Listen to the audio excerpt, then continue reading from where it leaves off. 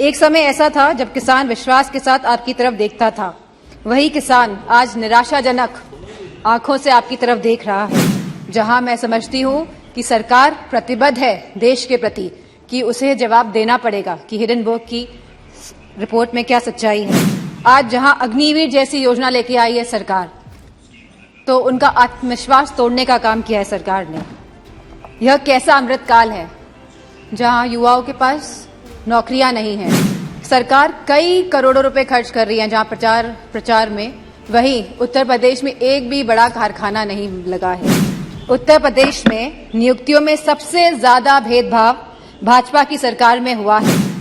जहां राष्ट्र की विविधता और अधिक उज्जवल होने की बात कही गई है, वहीं देश की एकता मजबूत और अटल होने की भी बात करी गई है।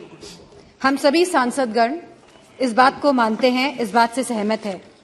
लेकिन लगभग एक दशक से जिस विश्वास के साथ देशवासियों ने 2 बार एक स्थिर सरकार चुनी है, जहां आत्मनिर्भर बनने की बात कही गई है, जहां भ्रष्टाचार मुक्त होने की बात कही गई है, जहां स्मार्ट सिटी की बात कही गई है, जहां कालाधन वापस लाने की बात कही गई है, वहीं आज हमारे समक्ष हिडनबर्ग की भी रिपोर्ट आई है।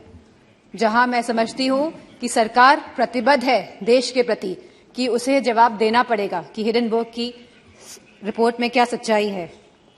जहां हमारे किसानों ने 2014 में ये आस जागी थी हमारे किसानों की कि ये आप लोगों ने विश्वास दिलाया था कि उनकी आय 2022 तक दुगनी हो जाएगी। वह किसान आज भी ये आस लगाकर बैठा है कि उसे सब्सिडी में बढ़ोतरी मिलेगी, कि एमएसपी के सही रेट्स मिलेंगे, पैदावार के लिए मंडियां की व्यवस्था उनको दी जाएगी। एक समय ऐसा था जब किसान विश्वास के साथ आपकी तरफ देखता था। वही किसान आज निराशाजनक आंखों से आपकी तरफ देख रहा है। जहां युवा शक्ति की बात हुई, युवाओं में भी बहुत जोश उत्साह था 2014 में कि लगभग 2 करोड़ नौकरियां दी जाएंगी प्रति माह। लेकिन आज उस जोश और उत्साह का पतन होते जा रहा है। आज जहां अग्निवीर जैसी योजना लेके आई है सरकार, तो उनका आत्मविश्वास तोड़ने का काम किया है सरकार ने। यह कैसा अमृतकाल है जहां युवाओं के पास नौकरियां नहीं हैं, जहां किसानों के पास खुशहाली नहीं है और जहां महिलाएं अपने आप को सुरक्षित नहीं मान रही हैं। एनसीआरबी के आंकड़े अगर आप देखेंगे तो यह पाएंगे कि लगातार यौन उत्पीड़न और शोषण के मामले बढ़ रहे हैं और खास तौर पे उत्तर प्रदेश में लगातार ये मामलों में बढ़ोतरी हो रही है। जहां महिलाएं, जहां हमारी माताएं बहनें जो रसोई में काम करती है, वो लगातार महंगाई से लड़ रही हैं। जहां हमारे सिलेंडर के भाव बढ़ रहे हैं, जहां पेट्रोल डीजल के भाव बढ़ रहे हैं, जहां खाद्य पदार्थ के भाव भी बढ़ रहे हैं, दालों के भाव बढ़ रहे हैं, वहीं दूध के भाव भी बढ़ रहे हैं। आयुष्मान भारत योजना के अंतर्गत कार्ड तो बने हैं, लेकिन स्वास्थ्य सेवाएं उपलब्ध नहीं हो पा रही है। और जैसा कि दानिश सर ने कहा कि डॉक्टर नहीं है अस्पतालों में, और यूपी में गोरखपुर और रायबरेली में जहां एम्स हैं, वहां पे भी सहूलियतें नहीं मिल पा रही हैं क्योंकि डॉक्टर की सुविधा नहीं है, डॉक्टर की कमी है। मेक इन इंडिया के अंतर्गत सरकार कई करोड़ों रुपए खर्च कर रही है जहां प्रचार में, वहीं उत्तर प्रदेश में एक भी बड़ा कारखाना नहीं लगा है। छोटे उद्योग की हालत हम सभी जानते हैं कि वह बंदी के कगार पर है।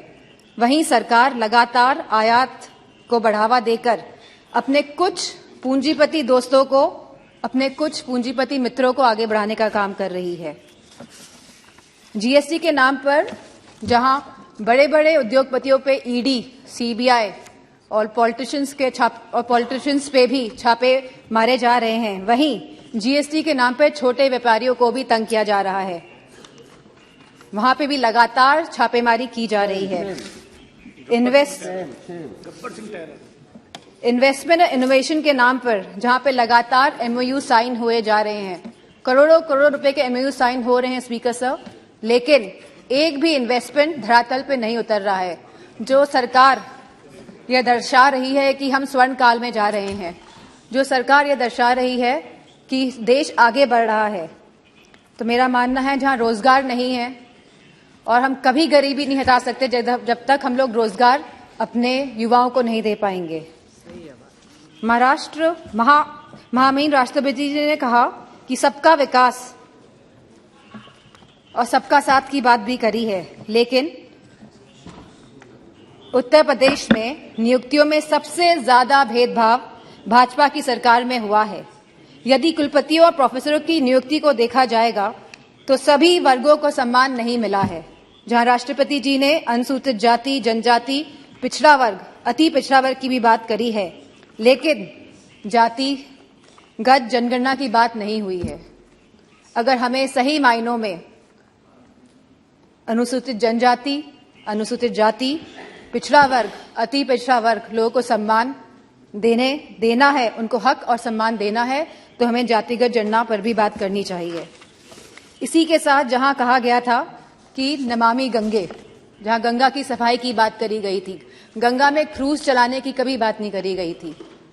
जहां गंगा की सफाई की बात करी गई थी, आज भी गंगा का पानी शुद्ध नहीं हो पाया है, क्योंकि जब काली नदी और यमुना का गंदा पानी गंगा में जाएगा, जब तक ये नदियां शुद्ध नहीं होंगी तब तक गंगा का पानी भी साफ नहीं हो सकता है।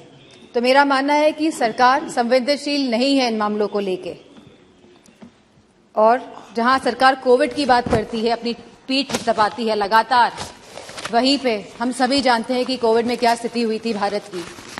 जहां सरकार ने एक तरफ कलकत्ता के चुनाव कराए थे, वहीं उत्तर प्रदेश में भी देखा गया था कि सरकार परिजनों को जलाने के लिए लकड़ी तक उपलब्ध नहीं करा पाई थी। तो मेरा मानना है कि जो आप स्वर्ण भारत की बात कर रहे हैं और आने वाले 25 सालों की बात कर रहे हैं, आप बीते हुए एक दशक की बात नहीं कर रहे हैं, जहां आप लगभग 10 साल का आप अपना टेन्योर, अपना काल खत्म करने जा रहे हैं। लेकिन आप जो आगे की बात कर रहे हैं और 2014 की पहले की बात कर रहे हैं, लेकिन आप अपने दशक की बात नहीं कर रहे हैं। तो इन्हीं शब्दों के साथ मैं अपनी बात को खत्म करना चाहूंगी और आदरणीय स्पीकर साहब को धन्यवाद देना चाहूंगी। धन्यवाद। Next speaker Shri Nishikant Dubey ji.